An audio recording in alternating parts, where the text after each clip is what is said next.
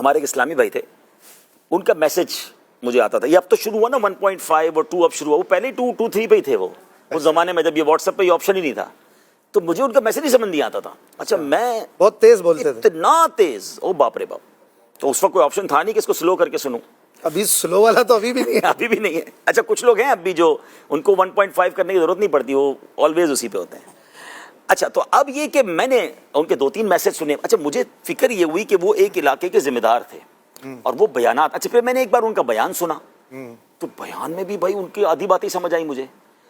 ہوا یہ کہ ایک موقع پر ان کو ترجمہ کرنے کی ضرورت پڑی ہمارے کسی مبلغ کا, اور کسی اور ملک میں وہ تھے.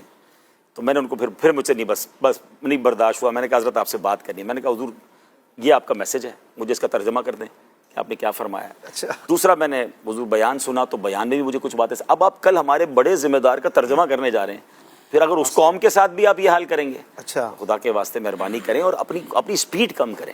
آپ کے الفاظ ایک کے اوپر ایک ریپ ہوتے جا رہے ہیں. تو ان کو بڑا اچھا لگا. ان کا میں نے آج تک یہ سوچا ہی نہیں, اپنا میسج سن کے وہ خود ہی سمجھ گئے کہ ہاں یار میں نے یہ کتنی بار یہ اتنی اسپیڈ سے ریئلائز نہیں ہوا تھا, ریئلائز ہو گیا, تو ماشاءاللہ بہتر.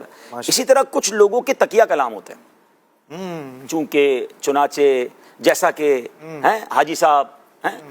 مجھے یاد ہے شاید 2 منٹ اور 12 سیکنڈ کا مجھے ایک میسج آیا تھا, اور اس اسلامی بھائی نے مجھے 23 بار حاجی صاحب کہا تھا.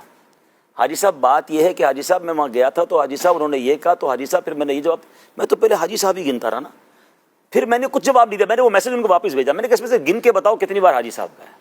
پھر اس کو سمجھ آیا کہ یار یہ میں نے کہا آپ سوچیں, لوگ آپ کی باتوں پہ ہنسیں گے بیٹا, آپ کیا کرتے ہیں. اللہ تو یہ کوئی اگر اچھے طریقے سے سمجھائے تو یہ واقعی کچھ عادتیں ایسی ہیں جو لوگوں کو اریٹیٹ کرتی ہیں. بسم اللہ بہت اچھی چیز ہے, الحمدللہ بہت اچھا ذکر ہے, لیکن کتنی بار پڑھنا ہے, گفتگو میں کتنی اور کہاں کہاں پڑھنا ہے.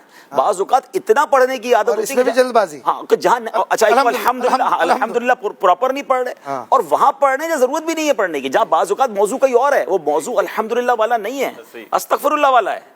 ٹھیک ہے نا. تو یہ بھی پتا ہونا چاہیے نا کہ استغفر اللہ کہاں پڑھنا ہے, توبہ کہاں کرنی, شکر کہاں کرنا, تسبیح کہاں پڑھنی. ٹھیک ہے نا. تو بیمار کو دیکھ کر تو سبحان اللہ آپ نہیں کہیں گے نا, وہاں پر اس کو کوئی تسلی دیں گے.